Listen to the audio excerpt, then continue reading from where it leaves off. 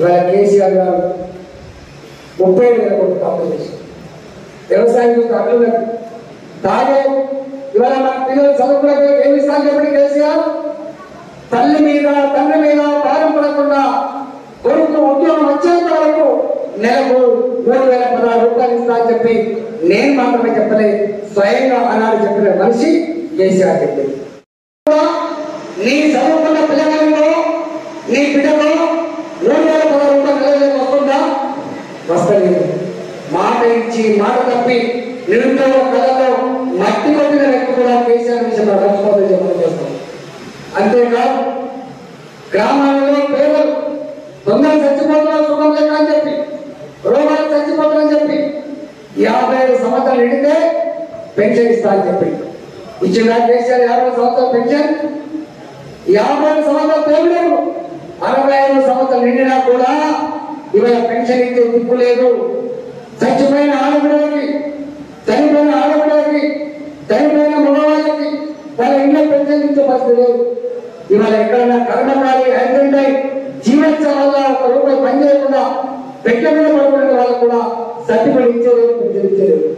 ఒక మాట చెప్పంటే చనిపోయిన భర్త ఆ ఇంట్లో రావాల్సిన పెన్షన్, ముసలి తల్లికి రావాల్సిన పెన్షన్ ఎవరు కూడా రాకుండా తాళమేసి పెట్టుకున్నాడు. పెన్షన్ ఇవ్వాలంటే కలెక్టర్ అధికారులు లేవు, పెన్షన్ ఇవ్వాలంటే ఎమ్మెల్యే అధికారులు లేవు, పెన్షన్ ఇవ్వాలంటే ఈ జిల్లా మంత్రికి అధికారులు లేవు. పెన్షన్ ఇవ్వాలంటే కేసీఆర్ అక్కడ మాట చెప్పాలి, తాళ ఓపెన్ చేయించాలి, పెన్షన్ ఇవ్వాలి.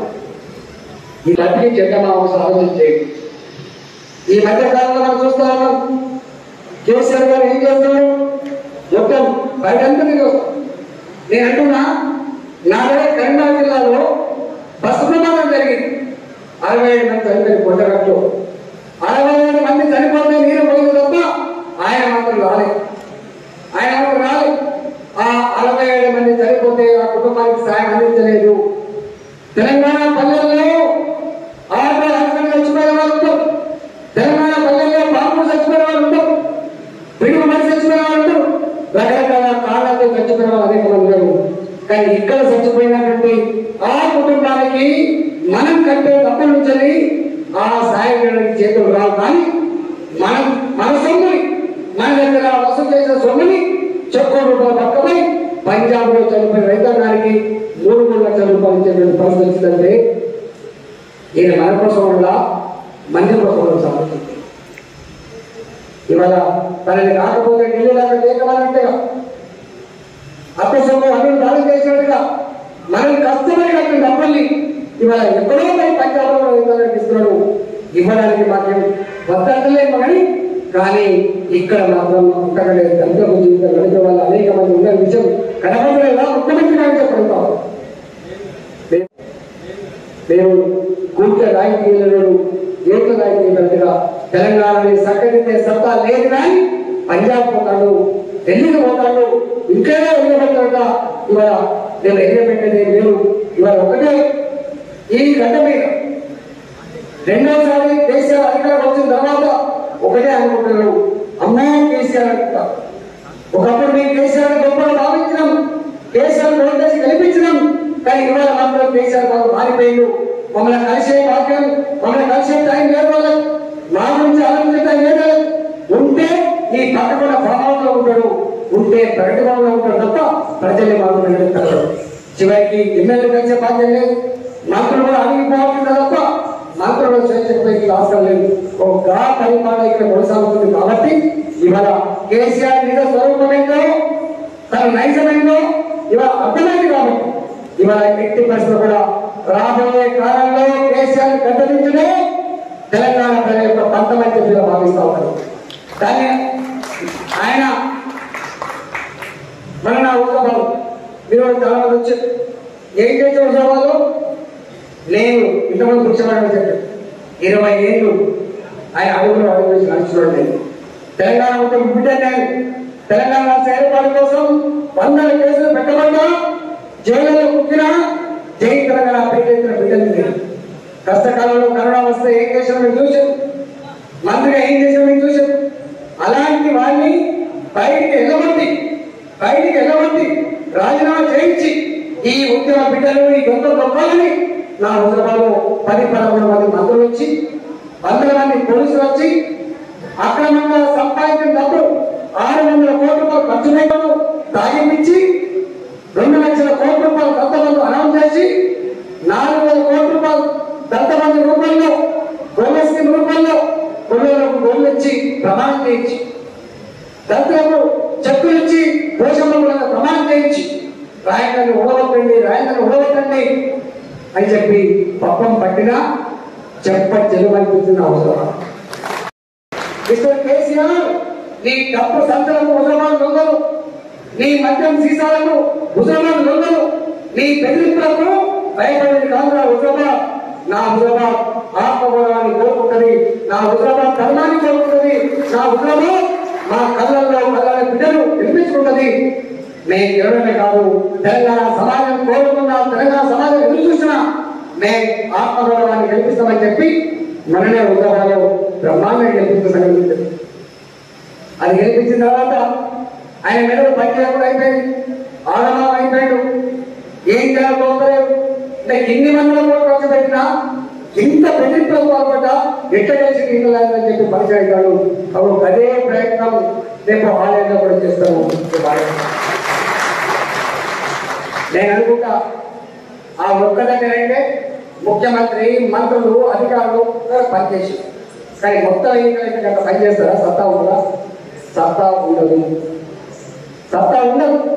ఇవాళ ఆలయంలో కూడా ఓటుకు 5,000 రూపాయలు కదా, 10,000 రూపాయలు కదా నాకు ఇస్తాడు పక్కకి. ఆయన దగ్గర మామూలు పైసలు లేవు.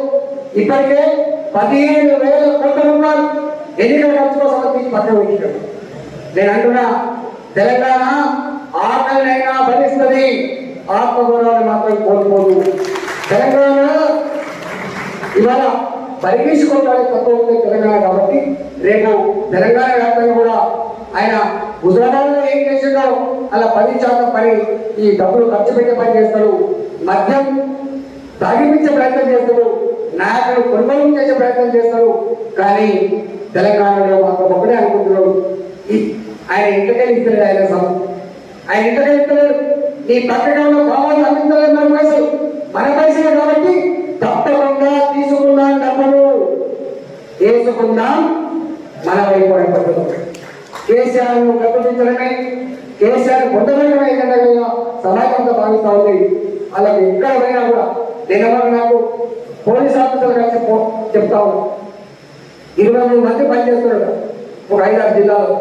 ఎవరికి ఓడిస్తామంటే ఈసారి మాత్రం కేసీఆర్ పోటీ చేస్తాం, ఈసారి మాత్రం ఏం చేస్తాం, ఈసారి వేస్తే తప్పకుండా కాంగ్రెస్ ఎక్కడేమో మళ్ళా కేసీఆర్ పోతారేమో భయం. ఇంకా కాంగ్రెస్ తెలిపి ఏం చేసారు?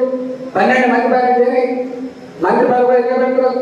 కాంగ్రెస్ పార్టీకి ఓటేసినా, టీఆర్ఎస్ పార్టీకి ఓటేసినా ఈ ఇద్దరు కూడా మంది కేసీఆర్ అధికారులు కట్టబెడతారని చెప్పి భావిస్తారు. కాబట్టి కేసీఆర్ 4 రూపాయలు కూడా పోవాలంటే భారతీయ జనతా పార్టీ మాత్రమే సపోర్ట్ చేసే ఆస్కారం ఉంటుంది, మద్దతు ఇచ్చే ఆస్కారం ఉంటుంది. దేశంలో మళ్ళీ రాబోతుంది అధికార పార్టీ భారతీయ జనతా పార్టీ. కాబట్టి భారతీయ జనతా పార్టీ అయితే కేసీఆర్ మనిషి కొట్టాలని భావిస్తారు. కాబట్టి ఇవాళ భారతీయ జనతా పార్టీని ఓటుకోవడానికి ప్రజలు సుఖంగా ఉన్నారు. ఇవాళ మన నాయకులంతా కూడా ఇవాళ జేడీయూ నాయకులు కావచ్చు, భారత నాయకులు కావచ్చు, మీరందరూ కూడా ఐక్యతలో కలిసికట్టుగా అధికారం కలుసుకున్న ఉందని విషయం మర్చిపోకండి. 40 ఏళ్ళు పనిచేయచ్చు, 30 ఏళ్ళు పనిచేయచ్చు. మా మల్లేశ్వర నాయకుడు అధికారం రాకపోవచ్చు, కానీ ఇవాళ అధికారం దూరం లేదు, అధికారం ముందులో ఉంది. అందరం కక్షగా ప్రయత్నం చేస్తే తప్పకుండా ప్రజలు భారతీయ జనతా పార్టీ కార్యకర్తలు, భారతీయ జనతా పార్టీ నాయకులు ఆశీర్వదించడానికి ఆస్కారం ఉంది. కాబట్టి దయచేసి దాన్ని ఫలితమే వాళ్ళు చేయించుకోవాలి. రేపు ప్రళయం లెక్క వస్తుంది, జాగ్రత్తగా మాట్లాడుతున్నారు. భారతీయ జనతా పార్టీకి లీడర్ లేదు కదా, భారతీయ జనతా పార్టీకి అభ్యర్థులు పుట్టుకొస్తారు ప్రజల నుంచి, నాయకులు పుట్టుకొస్తారు ప్రజల నుంచి. ఖచ్చితంగా రాబోయే కాలంలో తెలంగాణ గడ్డ మీద ఇకనే జెండా మన జెండా అనే విషయం మర్చిపోవాలని చెప్పి మనం చేస్తూ ఇవాళ జయస్తున్న నాయకులను కూడా శుభాకాంక్షలు చేస్తూ సెలవుస్తున్నా. జై తెలంగాణ, జై తెలంగాణ, భారత్ మాతాకి, భారత్ మాతాకి, నరేంద్ర మోదీ నాయకత్వం. హాయ్ ఫ్రెండ్స్, మా టుడే టుమారో యూట్యూబ్ ఛానల్ చూస్తున్నందుకు చాలా థ్యాంక్స్. మరిన్ని లేటెస్ట్ వీడియోస్ కోసం వెంటనే సబ్స్క్రైబ్ చేయండి. అలాగే ఈ బెల్ ని కూడా రింగ్ చేసేయండి. మా నోటిఫికేషన్స్ అన్ని మీ మొబైల్లో వస్తాయి. అలాగే మా వీడియోస్ మీకు నచ్చితే లైక్ చేయండి, షేర్ చేయండి, నచ్చకపోతే కామెంట్ చేయండి.